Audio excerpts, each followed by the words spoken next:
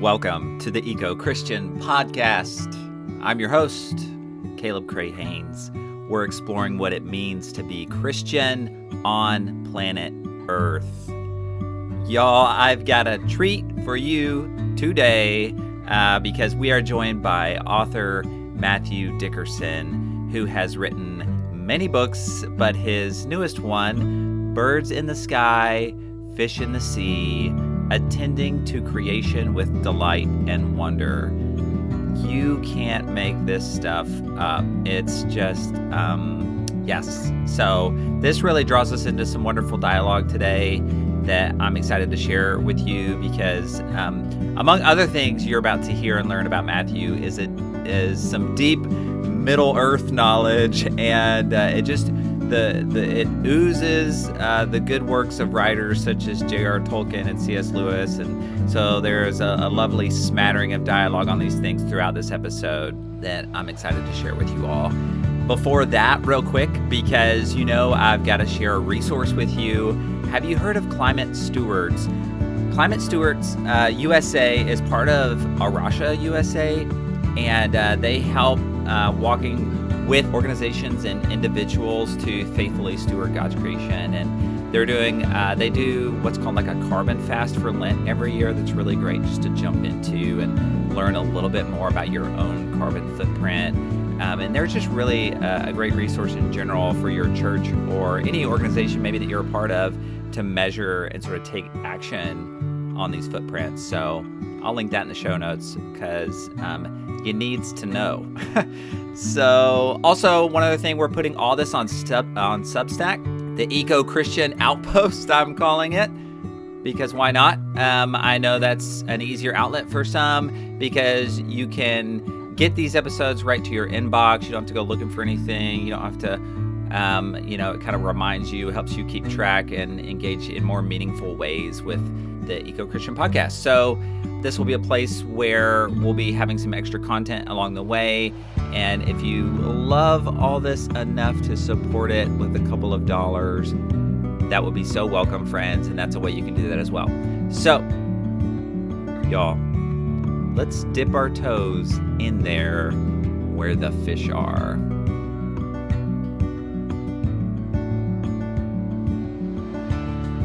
Friends, with me today is my new friend, Matthew Dickerson. And do you go by Matt or Matthew or Professor Matt? Matt or Matthew is fine. I probably have a slight preference for Matthew, at least when it's in print. Like when I write my name down or I'm referred to as I go with the full thing with Matthew, but I think a lot of people refer to me as Matt or know me as Matt, and that's fine. Yeah, you got to keep it biblical too, it's like, some weight to it. I love that. So yeah, normally I do a little bio intro, but you've done so much. We were just talking about this, and you've written so many wonderful things, and I love the crossover from to nonfiction to fiction. And I know I want to get into your new book, Birds of the Sky, Fish of the Sea, but I'm just loving looking at all your different work here. So many great looking books on things from Lewis, Tolkien, and I see you've even kind of done some reflection on J.K. Rowling, and then rivers, fishing, ecology, Christianity. So yeah, maybe if you wouldn't mind, we could just jump off into the water here. And if you wouldn't mind just kind of sharing a little bit about who is Matthew Dickerson, a little bit about your background and how, we kind of got here today. Sure. I'm married. I've been married for 36 years. I think our next anniversary is number 37. I have 4 adult married sons, 4 grandkids. My wife and I live on about a 62-acre hillside in Vermont. A good bit of our life is trying to take good care of that property. A lot of forests.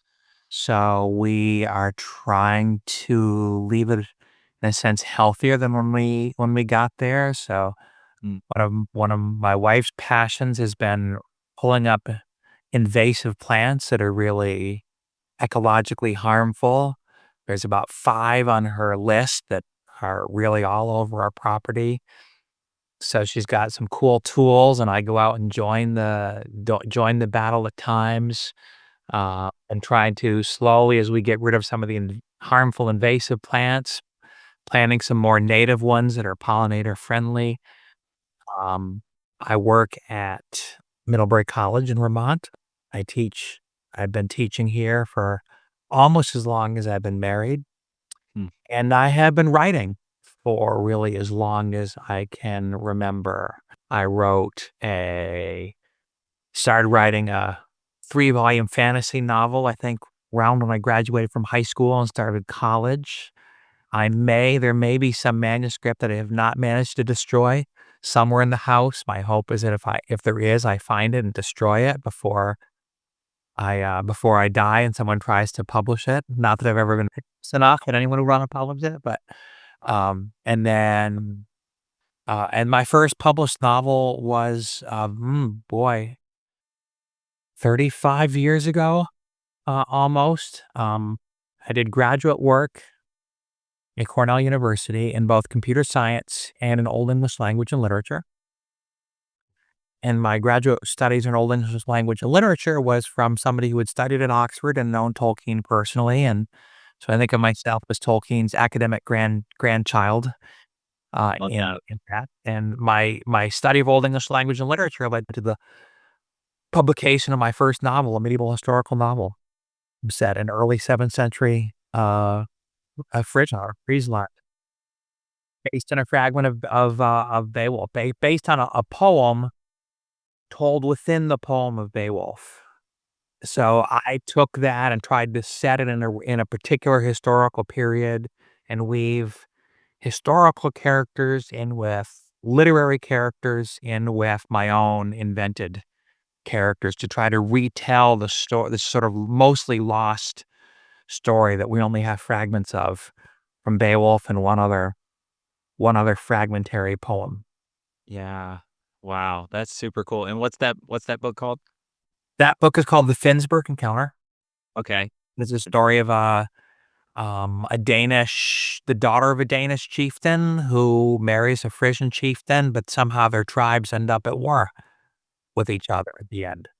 And then I published a sequel to that many, many years later called The Rood and the Torque, which is set about 6 years later after the original. Mm.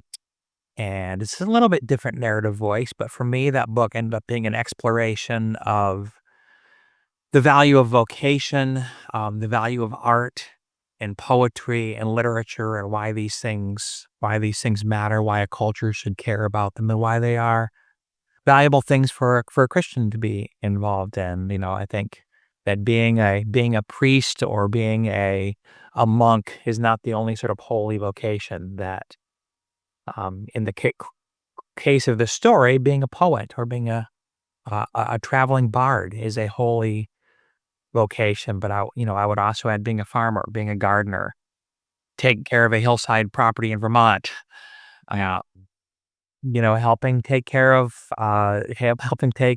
the trash that accumulates in the world, and we have to do something with it, and we want to do something with it carefully and lovingly and respectfully. These are all holy vocations. I didn't know that's what that sequel novel was about when I started writing it. Okay. I was writing it because I was interested in getting to know these characters better, getting to know the setting better. But that was what it became for me as I began writing about on that sort of exploration. Hmm. It seems that, you know, uh, from what I can tell, that most of your writing is sort of intersecting on with kind of an environmental lens at different pieces, and and I really appreciate sort of the fiction and the nonfiction, and I think one of the ways we get stuck is sort of in that data-driven nonfiction world sometimes, or even in the theological. But so much of the way I feel like we grow and learn is in a nonfiction way, if that makes sense. And so, yeah, I'm curious. Do you feel like that sort of environment piece has always kind of been running in the background for you, or is that? Yes, although I had to invest a lot of time before I felt I was ready to enter into it as a writer. I think I can trace um my my passion or my sense of being drawn to that world explicitly back to the early 90s. And in terms of the shaping of my own imagination, certainly back before that. I mean, I think the writings of Lewis and Tolkien and had already begun to shape my imagination in a very incarnational way. To see the importance of the world that God created, the importance of me being an embodied creature within that world, um, had probably been shaped imaginatively before I could have articulated it.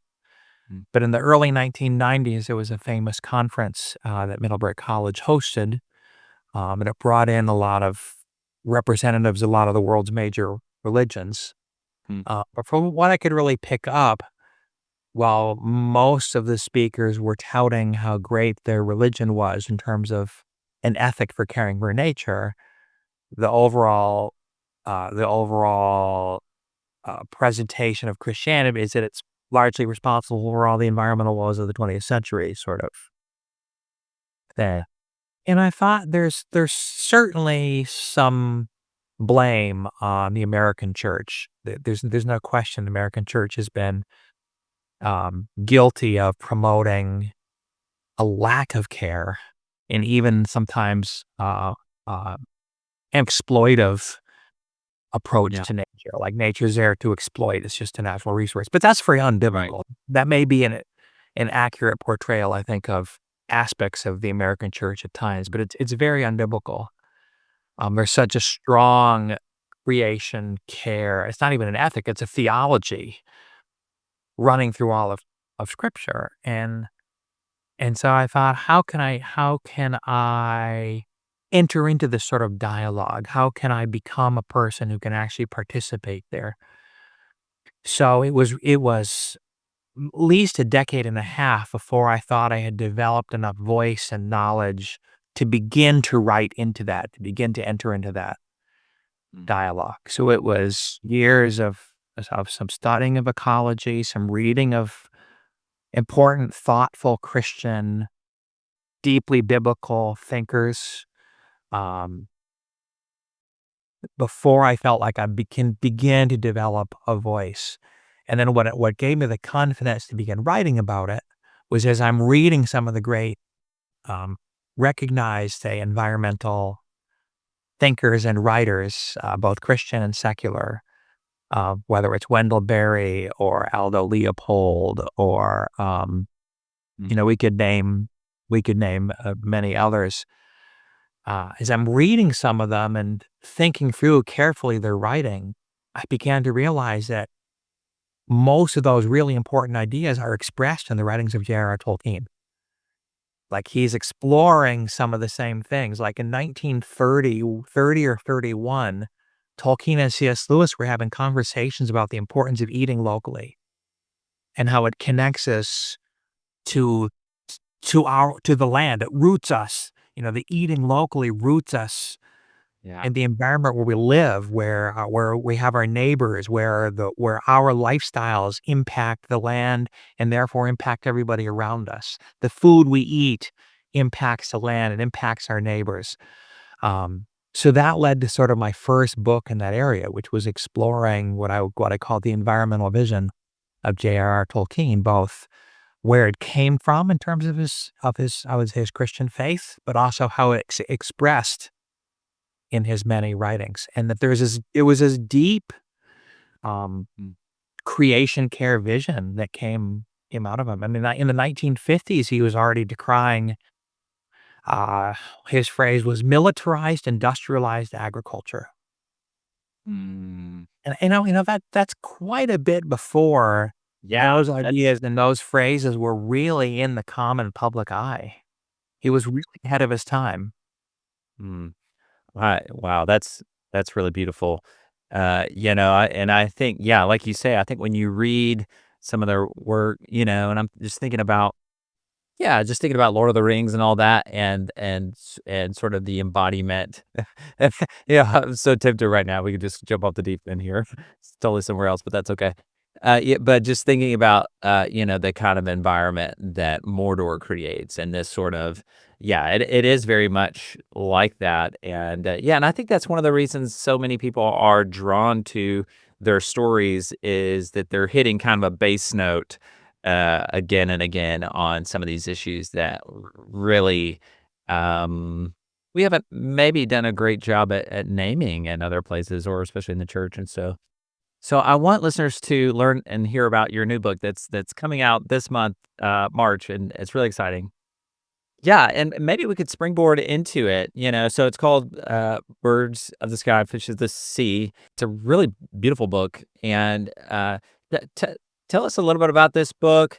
Does it, and does some of your work with Tolkien and Lewis kind of like I'm sure, that obviously there's some as they bleed into each other, because that's part of your DNA, I guess. But yeah, yeah. Tell us how you got into that book, or how this book began to birth, and what sort of the joy is there that's bring this to life. I guess there are three threads that I might say really were the main ones that I wove this, or that was woven out of. Maybe it would be better to say three strands of yarn that were knitted together into this. The first one I can't take any credit for. It was um, the publisher Ned Bustard from Square Halo who approached me with this idea. We were just really in the process of wrapping up my previous book with Square Halo, which was Aslan's Breath, an exploration of the Holy Spirit and the Narnia stories. So I had spent the past almost year really working closely with Ned, who did all the original art for that. Um, and then one day, about a year ago or a little over a year ago, he had a very general idea for this book that he wanted me to work together with Matt Clark, who I guess had mentored Ned in printmaking, was a wonderful artist. I'd never met Matt Clark before, but I was familiar with some of his work through his Instagram uh, page. Um, and so Ned proposed it to me. Again, a fairly general idea of just his idea at that point was just some of my nature writing in connection with some of Matt Clark's prints, and just kind of creating a book that would be full of his prints and full of my writing. And I thought about it for a few weeks and kind of came back with a counter proposal which fit what I thought I could do well and what was important to me, which was be to center the whole book on attentiveness. Attentiveness to creation as an act of knowing our creator, as an act of worshiping our creator, as well as an act of accepting the gifts that our creator gave us. So that kind of gets maybe into the two threads or two balls of yarn that came from where I was at that point. One was just an idea I had written a very little about, but had thought about a lot, which is in the Sermon on the Mount. I think it's towards the end of chapter 6. Jesus says, "Consider the lilies and consider the birds." And that word there that's used is only used a couple times in New Testament Greek, the consider word, and it has to do with like a really, really close, thoughtful study of something, a real paying attention to this thing that we are called to consider. So what Jesus says is, consider the lilies and therefore don't worry. Consider the birds and therefore don't worry. And I think there's a temptation that we want to jump to the moral of the story. We want to jump right to the don't worry. And we immediately jump to the conclusion, oh, we don't have to worry. I can ignore the rest of the teaching. I know the punchline of the story. I'm not supposed to be anxious in life. That's all I need to learn from this. But I think when we do that, we miss out that actually the act of considering the flowers and considering the birds is itself this really meaningful thing. That's actually the command. Jesus actually commands us, pay attention to flowers, pay deep attention to the birds and to the flowers. I think maybe the best metaphor I can think of is the psalm that says, where the psalmist says, be still and know that I am God, right? And of course, we want to immediately jump to the conclusion, know that I am God. That's really important, obviously, right? Yeah. But the prequel to that is be still. And that the stillness seems really important. And I might even argue that we actually can't deeply know that God is God until we take the time to be still. And I think there's the same thing at work in Jesus's command, consider the lilies, consider the birds. Don't worry, don't be anxious. That we actually need that consideration, that attentiveness to creation. That may be the very thing that enables us to be freed from the worry and anxiety that otherwise would so easily. That actually the consideration, the attentiveness to creation is an important part of our obedience to God. Yeah, I really appreciate that framing. And, I feel like so many people I talk to it's a very similar, like we're trying to grab it at this different level, but this level kind of requires the prerequisite is that we slow down, that we pause, that we look, and that we observe. What comes to mind right now is sort of, if you're familiar with the sort of layers of permaculture, right? That first step is just observing, maybe even for an entire year. What would it look like to observe before we just do? And yeah, and I think that's so well put. But also, like, you kind of have to acknowledge this is so uncomfortable. I think, to be honest, like, so uncomfortable for so many people. I think it's culturally uncomfortable. I would say, like, it's our cultural struggle to just stop yeah, yeah, yeah. It just to give attention right here. This, we're training ourselves from the bottle at this point to be doing this scrolling motion with our fingers, versus just this right here. And I don't think we should be surprised to find that, it's like, of course there's gonna unearth this this broken relationship between us and creation, uh, if there's this posture of unattentiveness. And so, Mhm. Yeah. And also the constant busyness. I mean, and we live in a culture where people say, I'm just so busy, as though it were a complaint, but it's almost always actually a boast. mm, When you say, oh, I'm just so busy, like we know that's actually a badge of glory in our culture right. to be already busy, that we haven't built the margins into our lives to actually sit and listen to God and pay attention to to God's creation, to the world that God's made. So that's the theme that runs through the whole book is all the different reasons why and we need attentiveness Mm. to creation. It's 5 parts of the book, and each part explores one different avenue of attentiveness. That's great.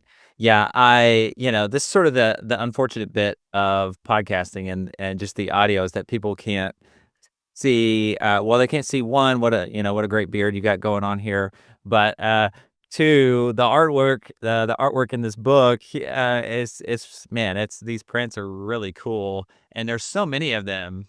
Yeah. It was a fun collaboration, because when it started, when I went down to spend some time with Matt Clark in Florida, I already had some writing done that I knew would be part of the book, and he already had some prints. And then we spent some time together, and it was well, I already used the word, a collaboration, but it truly was, like, he took some of my essays, and he used those to inspire some of his prints. But he gave me a stack of some of his prints that he wanted to use, and those inspired some of my essays. One of my favorite essays in the book is about crayfish. That came right out of 2 prints that he had already done. And, a lot of my writing was gonna be set in either New England or Alaska, which is where I've spent a lot of time in creation. And, he's writing a lot about Florida. But there are some sort of ubiquitous creatures that we could all see in all these places, whether they're bald eagles and osprey or otters or there are different species of crayfish in Florida than there are in New England. But those are some of the things that sort of they're everywhere and that we could all write about them. And then we also had some experiences together traveling around Florida that he both, he ended up creating these beautiful prints inspired by these scenes, and I was writing about the scenes. And one of my favorite big prints of the book, this whole very Florida scene with alligators and great blue heron, and that inspired one of my poems. I don't have a lot of poetry in the book, but one of the poems was very much what we call an ekphrastic poem. It was a poem that was partly a reflection of this experience we had had together, but partly a reflection of actually his work of art that I was writing to his artwork. Hmm. That's really cool. Yeah, and there's so many. Yeah, you mentioned so many of God's creatures, and you describe them in the book. Yeah, is there one or two that are really closer to your heart? You talk about the crayfish. You talk about. Oh, I think the creature that I've most fallen in love with in the past 10 years have been dolly, varden, char. Probably most listeners will not have heard of, at least the East Coasters. Yeah, tell us about it. It's a species of fish. It's probably one of the last immigrants to come on their own to North America. Most of the native species we've had here, we've had in this continent for hundreds of thousands of years, and most of them have a sort of history tightly connected to this continent. There are some, for example, Pacific Ocean creatures that you might find both in California and Alaska and in Russia, and some that are, um, Atlantic Ocean creatures are related to them. But dolly, varden, char probably originated in Japan or Eastern Russia, and they probably didn't show up in North America until about 40,000 years ago, which is really very, very recent. Um, During the time when when the ocean levels were really low and there was a land bridge, and that's when I think most people think most of the human settlement of North America came was across that land bridge, and then from Alaska spread out across North America and all the way down to South America. I think that's the prevailing theory. That's probably when brown bears showed up on our continent, and that's when dolly, varden charted. And it's an absolutely breathtakingly beautiful fish. When the males are spawning, their sides can be this deep emerald green. Their lips will get it's like your 9-year-old daughter, if she ever gets into lipstick and just smears your lips with this bright, almost fluorescent orange lipstick, and their underbellies get this crimson red, and then they have these big magenta pearls all up and down their sides. It's just breathtakingly beautiful fish. They have tremendous diversity in life cycles. That are some that live a lot of their lives out in the deep ocean, and they'll migrate back and forth between Alaska and Russia. And there are some that live in deep lakes and spawn up the rivers. And then there's some that just live in tiny little mountain streams and will never get bigger than 7 inches long. All the same species, all related to one another, and all with that sort of various shades of that same beauty. Man, that's really cool. Tell me one more time how to say the name of. The name is dolly, varden, char. Yep. It's named after actually a 19th century literary figure. Uh, Barnaby Rudge. That's it. That's the novel. Charles Dickens' novel Barnaby Rudge that it's a character from. I didn't even quite get around to having to look it up. It's just coming to Yeah, the it was yeah. So yeah. Dolly Varden is a character from um from Charles Dickens' novel Barnaby Rudge. And the first fish that were identified as dolly varden were in California. They actually probably aren't what we call dolly varden today. They were probably a close relative of dolly varden char, which is the bull trout. But for a long time, 3 different species of char, bull trout, Arctic char, and dolly varden char, they didn't know were 3 distinct species because there's enough similarities between them. And eventually, as they were identified as 3 species, the name dolly varden char migrated and stuck with dolly varden char. Yeah. And bull trout and Arctic char got their own different designations or common names as well as species names. Okay. That's my Wow. favorite.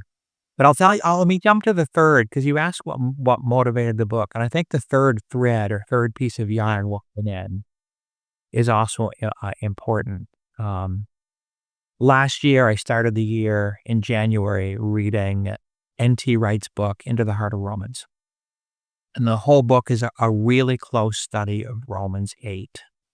And that ended up being the central book for me all of last year. I read through it. I read some chapters multiple times. I ended up teaching a class on it in the fall of last year and reading most of it again, writing it, studying it, thinking about it. There are parts of Romans 8, particularly the wonderful promises at the end that nothing can separate us from the love of God, that have always been really popular among churches. They're hopeful reminders. They're important and hopeful reminders. Sure. But there's a middle part of Romans 8 that I think is, until very recently, within the last decade or so, has never gotten a lot of attention. I can't ever remember hearing people preach on it or teach on it. And it's a part where Paul writes that all creation groans and suffers the pains of childbirth together until now. And that's preceded by a passage that basically says, yes, we will share in the resurrection of Jesus if we also suffer with him. And I think there's two teachings that have been very popular in the American church in the last half a century, particularly in the late 20th century, that Romans 8 message just makes them uncomfortable. It doesn't fit with that teaching. One is the whole left behind eschatology, that it's a very Gnostic eschatology, and it views our ultimate destination as be taken away from the earth, and it's a reward to be taken away from the earth, and it's a punishment to be left behind. But the thing is that the phrase left behind is actually not used in the Bible. There is no one who gets left behind, and those who are taken away are not taken away as a reward. It's the punishment to be removed. More deeply, the idea of going to heaven doesn't appear anywhere in Paul's writing. It's not there. The central promise and the central promise of Christianity is not that of an eternal soul. It's that of a resurrected body. Preaching, brother. And Romans 8 speaks so clearly about not just being taken away from heaven. That concept is simply not there.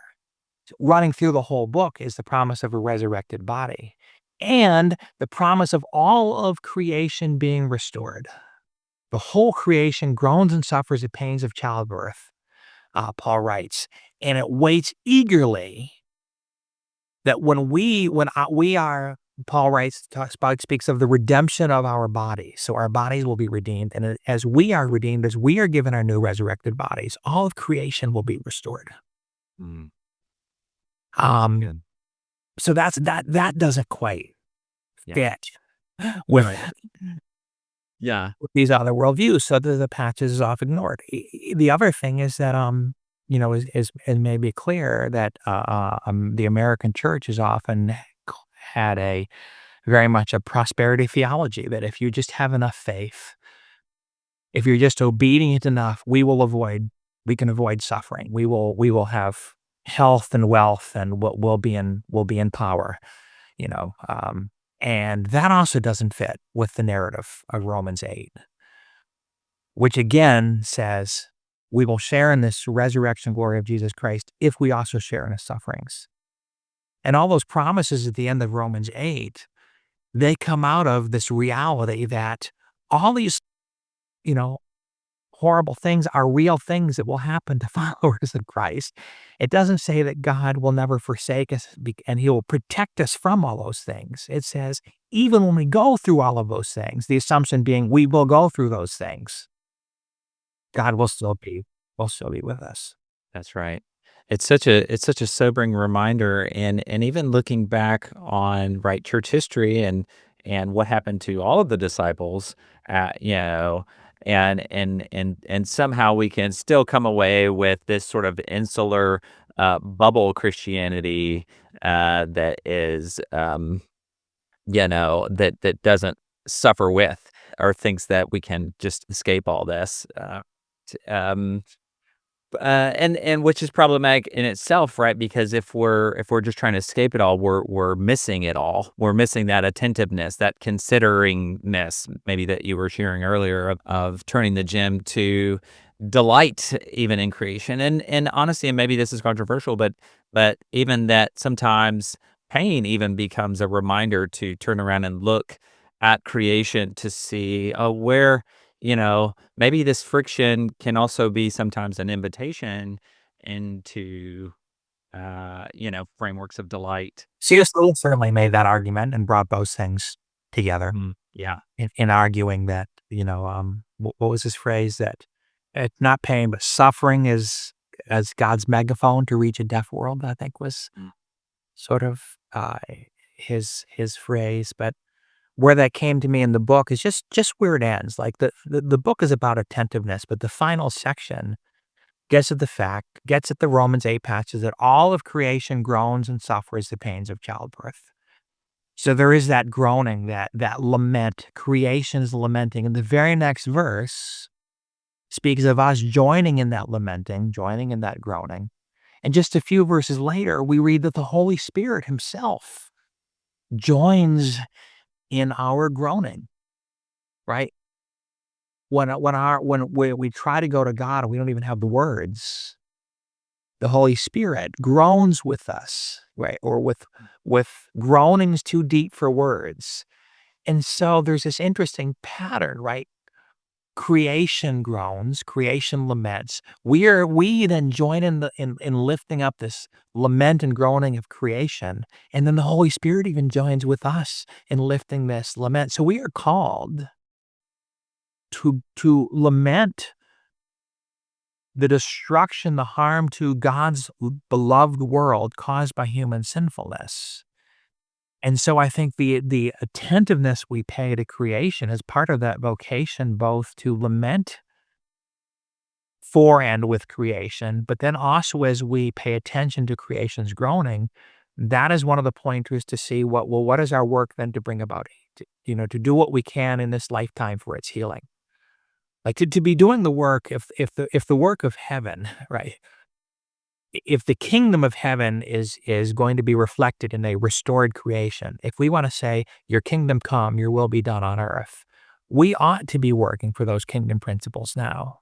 And so our attentiveness to the groaning of creation is the thing that I think can help us then do the work of the kingdom of heaven in addressing the way that creation groans. We're not, every single thing we do in this life until Christ returns is going to have aspects that simply don't accomplish it, right? That's the curse in the garden. Our work will have times it's vain. There'll be thorns and thistles and weeds and all sorts of things that block our work. But in all these areas, it's never an excuse not to do it. We're supposed to work against the effects of sin in our world, the suffering of other human beings. Right? We're supposed to work against the effect of sin. And if that's true, we should be working against the effects of sin on the suffering of creation as well. It should be one of the aspects of our vocation as God's image bearers in his created world. Yeah, I feel that one of the big areas we missed today is also how much creation and the beauty of creation is invocational, and how it leads us into postures of worship and and I feel like it kind of makes me sad because I feel like so many of our physical spaces that we associate with worship are fairly severed from the quote natural world. You tell a really cool story about visiting a glacier and sort of transition to speaking of delight. You're right. To see the value of delight, consider first that it is very different from greed. It may even be its opposite. You're right. Greed seeks to possess and control. Delight, by contrast, finds joy in the thing itself and is Mhm. much more like love. Yeah, just talking about this juxtaposition between delight and greed really jumps out there as you're speaking about sort of the nature of sin and what it does in the world. And so I think that's a helpful framework. But I feel like sometimes I guess in general, I feel like we just need to kind of rediscover delight, which is one of the in creation, which is one of the things I love about this book. And this idea of taking pleasure in creation, and these are the things we talk about with kids, but we haven't really done well as adults. I'm glad the word delight is in the title because, if there's nothing else that someone gets out of the book, I really hope it communicates delight, and I hope it leads people to delight because, I think delighting in creation is one of the things that does ultimately also eventually point us to delighting in the Creator. We delight in creation as a step towards or as a part of delighting in the Creator. And I think we were made for that. The Psalms speak of that. Psalm 104 especially, but so many other Psalms speak of. I mean, if you think of the lavish beauty that God gave to so many creatures, we have, these that we have usually maybe 10 to 12 species of birds who show up at our winter bird feeder. And there's not one of them that's not just gorgeous. It's not just, the cardinal and the female cardinal, but you begin to look closely at the common little chickadees or the finches that aren't even in their summer mating colors or sort of in their dull drab winter colors, and yet they're still so beautiful.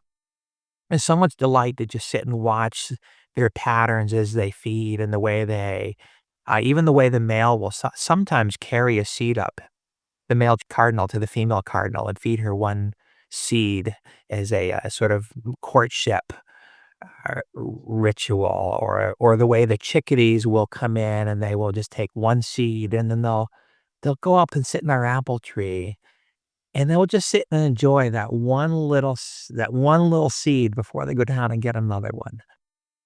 So the delight and beauty of creation that we were made with the delight gene. We were made to be able to delight in tastes. Like God could have made a world in which all food tastes like ashes, or all food just tasted the same, and we ate it because we needed the nutrition. Mm. But just think about berries. Just think of, like, if nothing else, think of all the different flavors of fruit and berries that God made, the colors, the shapes, their flavors. And when you look at that, you have to think, God made us to be able to delight in all of our in and through all of our senses. We have to have been made to experience delight. Right. Like we inherently detect this beauty and that's part of it. That kind of makes me think of another part. But this other part, I think maybe around page 38, you write, about nice this attempt to turn attentiveness into quote a lesson or a moral often feels forced to me, and in a way devalues the goodness of the creation itself. It is not unlike churches that, unable to appreciate the artistic value of a painting or photo, feel the need to add an inspirational message. But then it's kind of like, but yet, pondering the amazing interconnectivity of plants, insects, birds, right, tells us more about the character of the creator. And Huh. so, yeah, I wonder if you'd explore more of that. I don't want to say that's not like dissonance, but there sort of that space there. It's kind of what comes to mind as you're talking about sort of the goodness of creation and it's being, but but also like we have to acknowledge. it's pointing us to the character of the creator. And so, does that make sense? Yeah. But I think, how do I phrase that? I think God made us as imaginative creatures. We have this gift of imagination. He also gave us gift of reason. Like um, we can think deductively and inductively, and we can do math, and we can do science, and we can do theology. Right? We can wrestle with the meanings of words. So there's this part of us that really is a reasoned and reasoning being. Um, but we also feel and we also imagine, and I think this is why so much of the Bible is story and poetry and imagery as well. I think even, and I've just been thinking about this the last few weeks, how even most of the greatest prophets uh, of the Bible are either storytellers or poets, right? You look at, what did Nathan do when he needed to address David's over that whole Bathsheba incident, right? He went and told a story. Or if you read Isaiah, or you read many of the prophetic Psalms, the imagery is so beautiful, and Mm, you know there's value in reasoning about it. yeah. There's also value in just letting the story, letting the imagery impact how we feel and what we imagine. Um, and sometimes those go together. Hmm. It's often useful to bring them together. It's often useful to reason by using imagery to help us understand something. It's often useful when we're imagining something to then try to reason about it. So they do together, but they also can, the imagination can work really powerfully even before our reason needs to take a hold of it or wants to take a hold of it. Mm, But I actually, I think that was what was behind what I shared at the beginning when I was telling my own story. Long before I began to reason either theologically or scientifically about any of this, um, nature or ecology, the fact that C.S. Lewis and J.R. Tolkien in their writing put so much effort at, like Tolkien especially, in describing trees and flowers.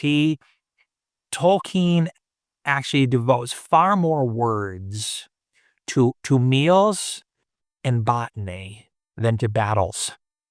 The Hobbit doesn't move from battle to battle to battle to battle. It moves from meal to meal to meal to meal. And there's so much poetry and such beautiful descriptions, like the scene where Frodo first comes into Lothlorien and he puts his hand on the tree and feels it as this living thing. And we know the names of the flowers, some of the flowers and trees in Middle Earth. And yet when it's time for a battle, with only really a couple exceptions, when it's time for a battle, what happens? The main character gets hit in the head and they're knocked unconscious. And then you wake up after the battle's over and you get a summary of the battle in like a few paragraphs. And it's very rare that Tolkien actually brings you out onto the battlefield. He doesn't devote a lot of time into that, although the films obviously do. sure. He devotes a lot of time and love and effort. So I think my imagination was trained for that attentiveness by what I read before I could begin to theologically or scientifically articulate or reason about it. Yeah. That's that's it right there. That is so true. And honestly, I hadn't even really thought about that until you just said that about his writings. Yeah, I feel like we could go so many places here, but you tell a story more toward the end. You talk about being in Maine. You talk about is it the Androscoggin? I saying that? Yeah. I wonder maybe if you'd share a little bit just about that arcing narrative as a bit of a teaser for people. I went to a kindergarten in a little village in western Maine, village of about 500, an old mill town, and I think when we were there at that point, there were still 2 mills operating on the lake. Now both of them have been closed down for years.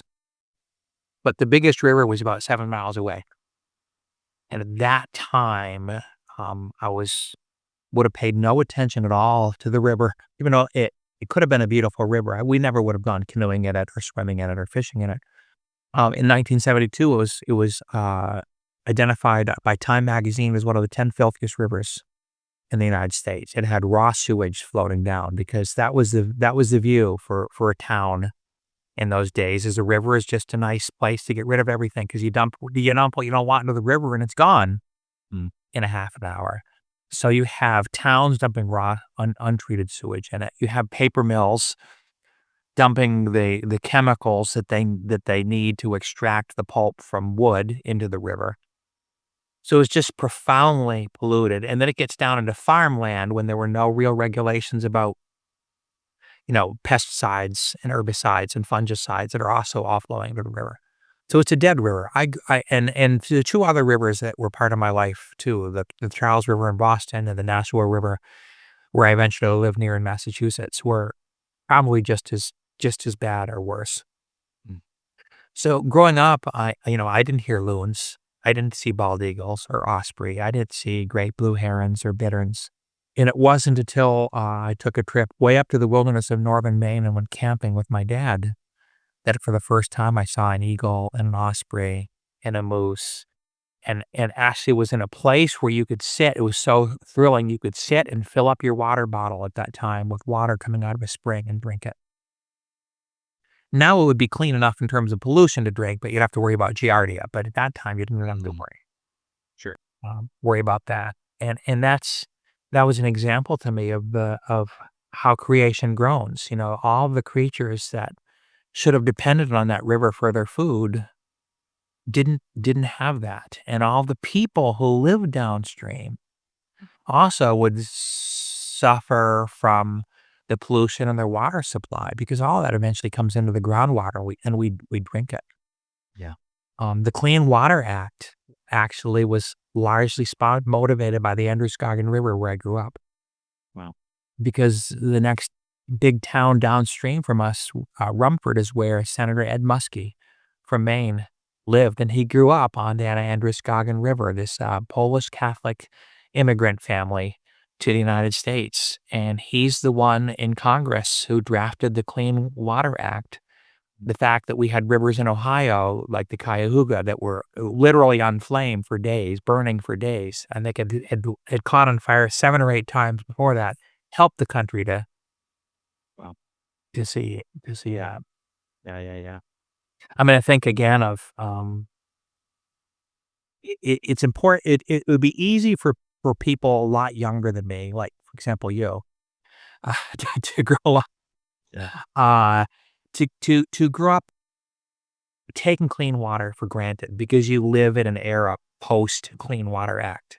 I mean, things are so much better off now than they were 30 years ago because Congress passed the Clean Water Act and because we have an EPA to enforce the Clean Water Act. We have all the people who work for the EPA and sometimes any organization, just like any church, will sometimes overstep its proper authority. There's certainly times that the EPA probably has overstepped. It's a very, very small percentage of the time. Sure. The people who want to complain will make a big deal out of that.